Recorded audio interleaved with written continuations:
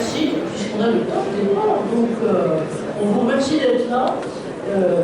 On remercie nos intervenants que je vais vous présenter avant qu'ils soient longtemps, mais surtout aussi vous d'être là sur un sujet qui pour nous est essentiel et qui est le lien en fait entre la prévention, ici on est dans le temple de la prévention des TMS et autres, de la prévention, et le dépassement, si on peut dire, du plafond de verre en dehors de tout prix, et qui est se faire entendre, comment se faire entendre finalement auprès de direction générale et autres pour que la prise en compte soit aussi bien stratégique que opérationnelle, et grâce à un levier qui est celui d'excellence opérationnelle.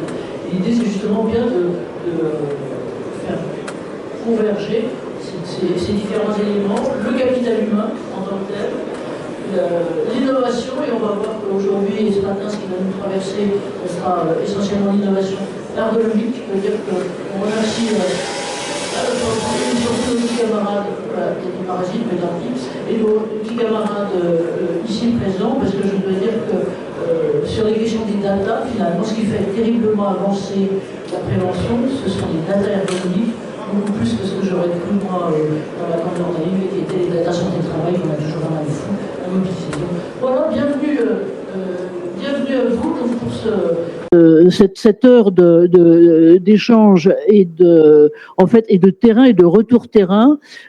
Nous, on est le Cercle Entreprise et Santé. On remercie Préventica de nous accueillir ici. Le Cercle existe depuis presque une vingtaine d'années globalement maintenant, et avec comme axe essentiel d'éclairer pour nos membres, mais aussi plus largement, l'évolution de la relation au travail, au spectre de la santé, j'allais dire de la santé dans tous ses états, et pas la santé saucissonnée et uniquement santé-travail, mais globalement la santé globale. Voilà, nous voilà aujourd'hui, et ce thème de l'excellence opérationnelle, je dois dire que je rendrai tout à l'heure à César ce qui est à César. C'est avec Pierre Plantard ici présent qu'en gambergeant il y a plusieurs mois là-dessus et sur ce qu'était l'avenir et les leviers d'avenir, on s'est dit, ah mais c'est bien sûr, c'est la question de l'excellence, le lien avec l'excellence opérationnelle qui est beaucoup plus effectivement conçu et développé en milieu industriel ou en milieu de service industriel, mais peut-être pas tant que ça ailleurs et pas tant que ça dans nos univers que on pourra bouger. Voilà. Et donc on est bien le 17 juin, on est bien dans la salle plénière,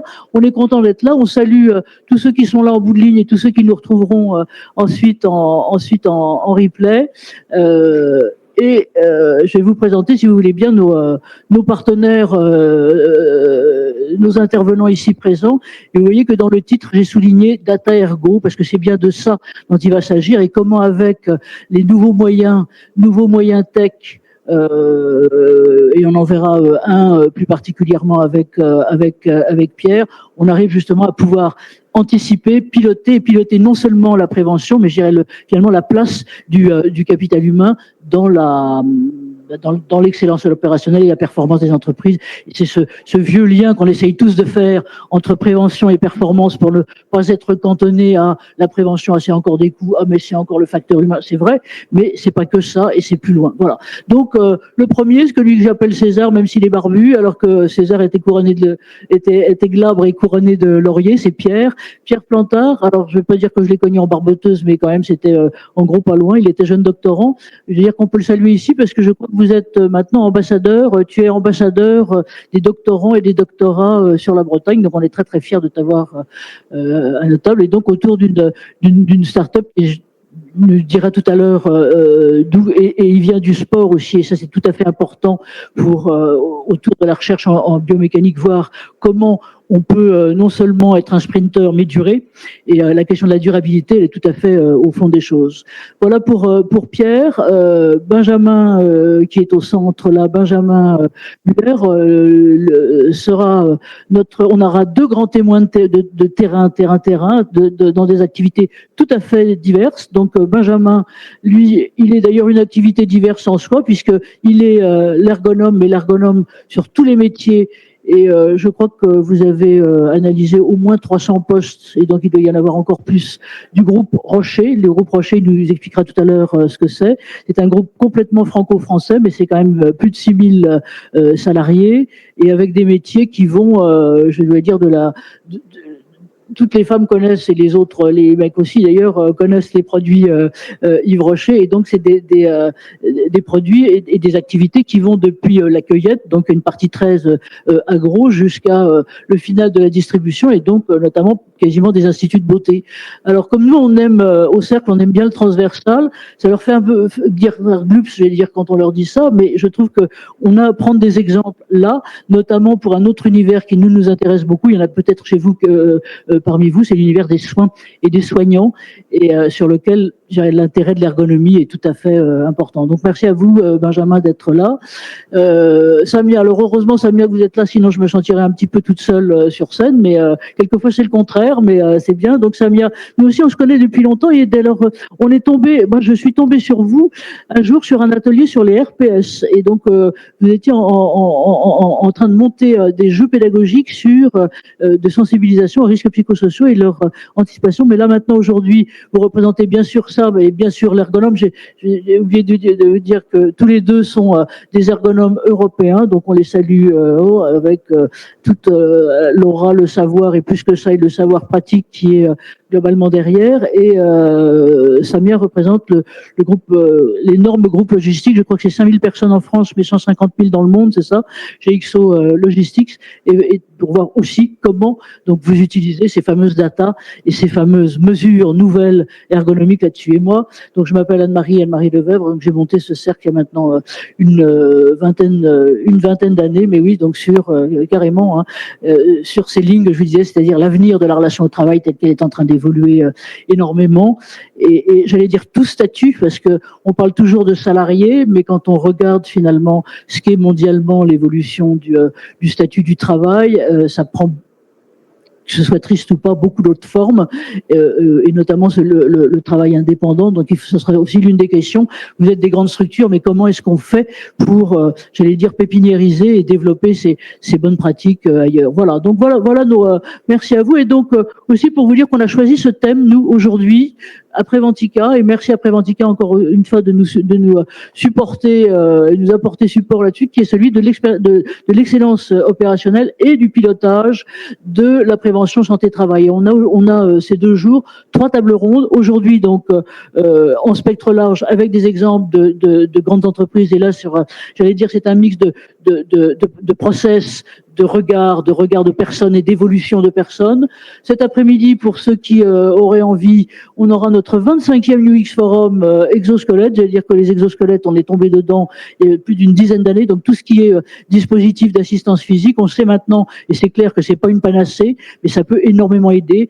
Et on regardera cette fois-ci, alors avec, j'allais dire, c'est carrément des exemples inverses, puisque ce sont des TPE qui vont venir témoigner là. Et avant, effectivement, il y a 10 ans, on n'avait que des très grandes structures. Maintenant, ce qu'il y a de bien, c'est que aussi les petits sont intégrés dedans. Et puis jeudi, alors là, jeudi, on aimerait bien si vous pouvez venir aussi, parce que on est cette fois-ci non plus sur un outil, non plus sur un ensemble de process, mais sur un métier, sur des métiers qui sont très méconnus, mal connus mais aussi méconnus, souvent un peu sous le boisseau, qui sont les métiers de maintenance. Et je dois dire que finalement, quand vous regardez de près les choses, par exemple, ce que sont les grandes infrastructures publiques d'alimentation en eau ou d'alimentation en énergie ou autres, 60%, de 40 à 60% de leurs effectifs sont des opérateurs de maintenance, et finalement, on n'en parle pas, alors que c'est vraiment important. Donc voilà ce qui est notre truc pour aujourd'hui. Donc là, je vous ai dit qui on était, et notre truc, et donc c'est pour ça que on a ce qu'on appelle des UX forums, c'est de mettre en lumière des programmes, des exemples préfigurants. C'est pas une parole descendante, c'est vraiment des exemples. Et notre slogan à nous, c'est le dialogue des terrains et des savoirs. Et donc c'est en gros très exactement à la fois chacun et au total ce que vous êtes là tous les trois. Et notre autre obsession, comme je vous disais là, c'est relier la santé globale au travail et l'excellence opérationnelle, puisque ça c'est aussi un bon levier, en fait un vrai levier pour convaincre les décideurs et de prendre les bonnes décisions. Et avec ces 2 notions qu'on met en avant, donc à la fois le capital humain, qui est enfin, dont on voit, et c'est mondial, vous n'avez qu'à regarder les rapports de l'OIT, mais aussi les rapports de ROGIP ou les rapports français, sur lesquels on est face à des pénuries de compétences et des pénuries un vieillissement de la population, et donc il est tout à fait nécessaire de pouvoir diagnostiquer et prévenir, et donc la prévention devient plus importante que jamais. Je vous ai mis là, et vous les retrouverez, puisqu'on vous les mettra en accès sur le site, le support, ce qu'on considère nous comme les définitions d'excellence opérationnelle, hein, c'est une capacité à délivrer durablement. Et là, la notion de durée est tout à fait importante, à la fois pour ce qu'on disait pour le capital humain qui ne peut pas se changer comme ça, on ne peut pas aller sur un trottoir et dire bah, vous là, vous allez remplacer un tel, c'est pas vrai, ça c'est juste pas possible, et qui mobilise en gros l'ensemble de façon, encore une fois, durable et fluide, avec, pour nous, ce qui est important, les deux fondements que sont le capital humain et les data.